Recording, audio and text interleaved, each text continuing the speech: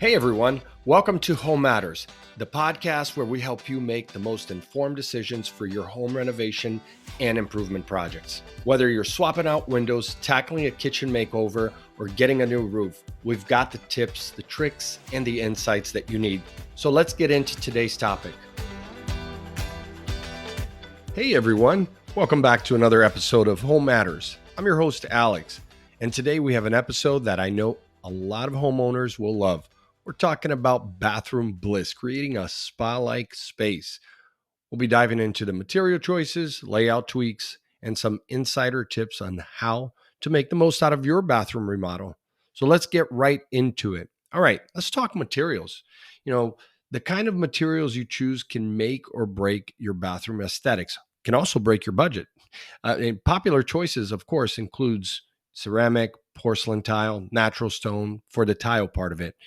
And you want to think about the floor for tiles inside the shower or outside the shower. You also want to think about the walls. Are you going to go all the way up, all the way around? Are you going to have decorative tiles?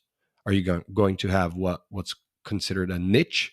Niche, they're like inlaid boxes so that you can put your shampoos and things like that. So it's basically storage. Also, if your shower is big enough and you're not choosing to go with a tub, or maybe you have a bathroom that's so big that you're going to have a tub and a shower.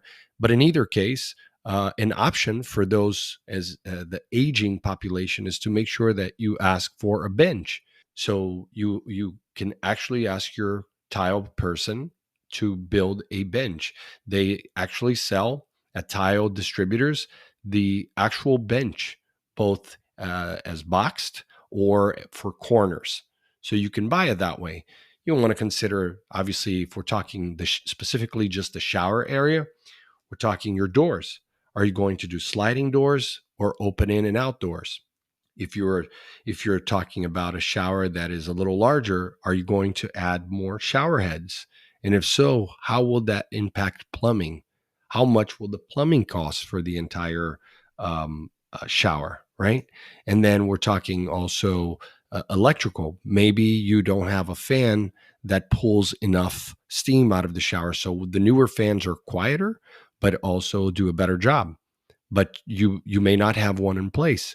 Now they sell those fans that, not now, they've done it. They've sold these fans for years that it's both the fan as well as the light together. As a matter of fact, how would you like a little music in your shower? You can get a fan that has a light as well as Bluetooth so that you can play music right through the speaker in the shower.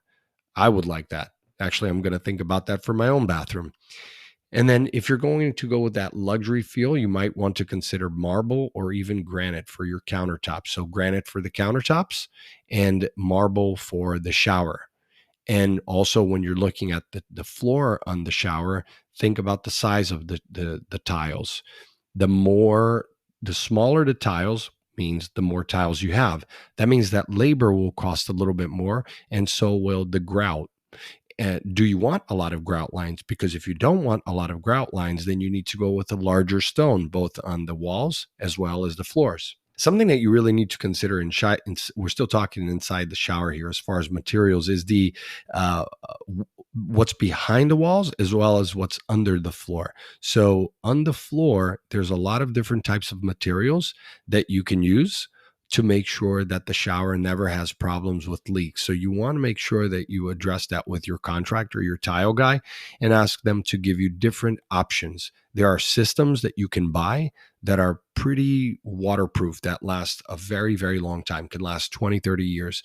Or you can just buy the vinyl that goes underneath it, but doesn't last as long. Same thing for the walls. You can buy a cheap backer board, or you can buy something like a hardy backer board that is very durable. And also with those backer boards, a question you want to ask your contractor is make sure that they use screws that are waterproof, right? You don't want screws that are going to not take on the humidity over time and then cause the wall to come apart. That can happen, absolutely. Most importantly, I mean, if you're doing tile work in a bathroom, I would recommend that you really talk to the contractors, previous customers, because one thing that I have seen in all my years in the construction industry was walls that are not even, they're not plumb. And what happens with that is the tiles just don't match up, right? And the contractor sometimes will blame the tile. They'll say the tile's imperfect. And that's not always true. Sure, if you pick natural stones, so you can help that sometimes. But you want to think about that. It's really important, of course, for the floor that you don't pick a slippery tile. That's very important too. And then, of course, drainage. So making sure that the drain is, there's a lot of options for drains these days.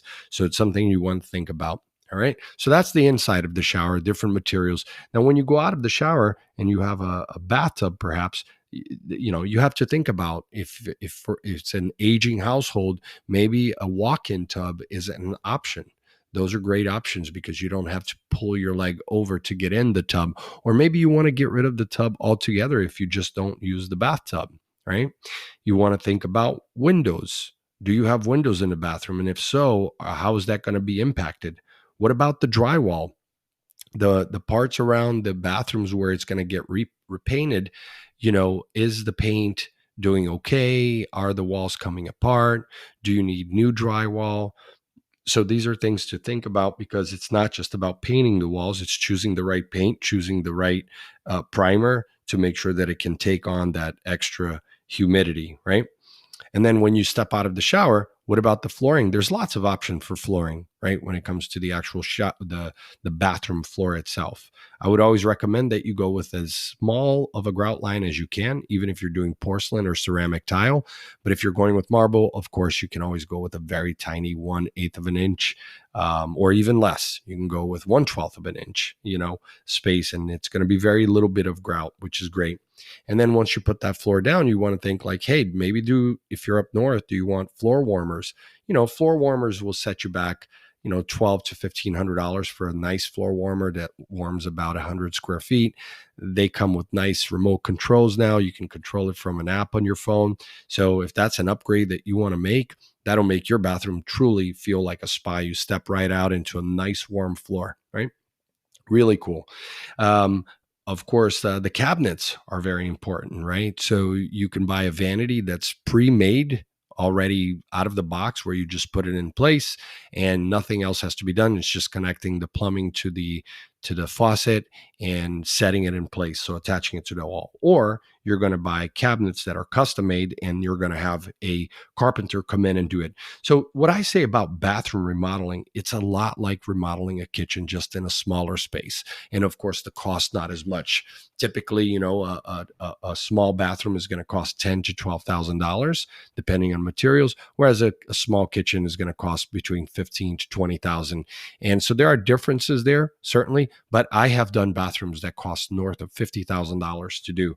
And that's just based on people's budgets, and so, thinking about the cabinet, are you going to replace the cabinet? And if so, do you want a cabinet that is floating so that there's, no chance of a leak ever happening from the supply line of the plumbing under there, right? So there's a lot of things to think about. The countertop and the sink that goes underneath the countertop, or are you going to choose a prefabbed like Corian that they sell, the counter that goes right together with the sink, so there are no lines, right? Or let's go back to the shower real quick. Perhaps you're going to do a shower liner where you don't want to remodel the full tile that's there. You're just going to call one of those liner companies that they come in and they just put everything over the existing walls, the existing floor, and it could be a little bit cheaper because there's no demolition there, but it's all prefab. So it's plastic, it's fiberglass, and it's never going to replace as far as like return on investment and perception of value, it's never going to replace a full bathroom remodel, right? It's more of I wouldn't call it a Band-Aid, but it's clearly a quick and easy and super cheap way to remodel your bathroom. But if you're selling your home, the return on that investment is not as big because no one is going to see that as valuable as a full bathroom remodel. Other things that you have to look at in a bathroom that can cost quite a bit of money are the lights, the mirrors, you have your toilet, you have your faucets, you have your electrical outlets and light covers. These, again, going back to the same thing we talked about in the last episode about kitchens, is that you have a lot of items, in the kitchen, easily over 100 items for material. And then labor, you're going to have 7, 8 different contractors coming through. Sometimes you get lucky that you find a general contractor that is a one-man, two-man show or woman, and they are a jack of all trades and can do all the work for you. But depending on where you live, you may need permits. So you may need to bring in a plumber, an electrician. And to be honest, I would never recommend that anyone allow their handyman or tile guy to do the plumbing or electrical. I just wouldn't. You need to get someone that can actually, that has the license. Even if your remodel doesn't require a permit, get someone who has the experience. And if something goes wrong, you can call them.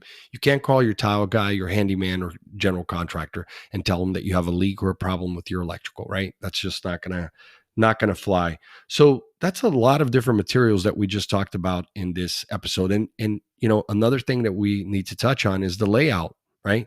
Because one mistake people often make in underestimating the power of a good layout is that they just say, let's keep it where it's at, right? Think about the placement of the sink, the toilet, the shower.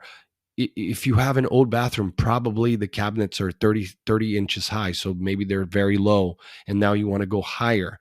If you are doing a remodel for an aging, a client who's aging, or if you are a homeowner who's aging, you want to talk to your contractor about doing universal design that is more friendly. The doors are going to be a little bit wider. The under the cabinets are going to allow you to move around, right? With ease.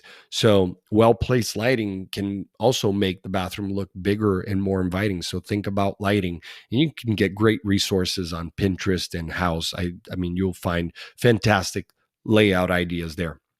So making the most of what you have, last but not least, we talk about maximizing your space. So wall mounted vanities, which I did talk about, and medicine cabinets can save a lot of floor space, right? And even over the toilet. I'm sure you've seen in different stores where they'll sell that cabinet that goes over the toilet. That is a great way to save space, right? Floating shelves are not just functional, but they can also be a style statement, right?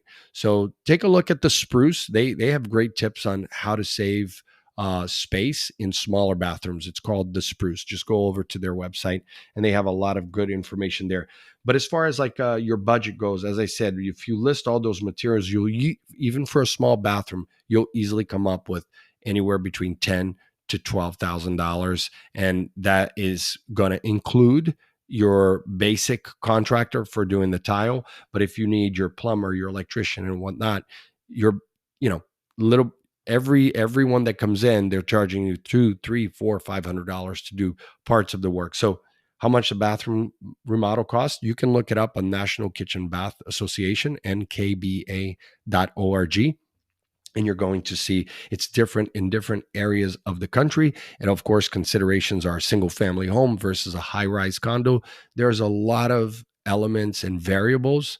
And so it's hard to say what a 50 square foot bathroom can cost in one place versus another. It could be $10,000 in one place, $15,000 in another. Or if you have a large bathroom and a big budget, you can easily spend $50,000 to $100,000 on a bathroom remodel, right? 10,000 just on a nice big spa tub.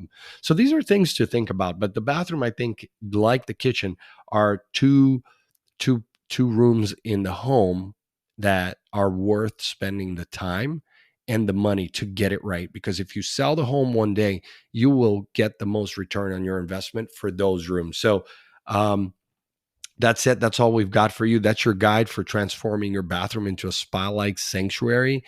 Check out the resources I mentioned for more ideas. And as always, if you have any questions or topics you'd like us to cover on future episode, just drop us a line. Don't forget to subscribe and leave us a review. And until next time, this is Alex signing off from Home Matters. Take care. Thanks for tuning in to the Home Matters podcast. Remember, a great home starts with making smart choices. And if you enjoyed today's episode, please hit that subscribe button so you never miss out on a new episode. For more resources or to get in touch with a trusted local contractor, check out localcontractor.co. Until next time, take care and happy renovating.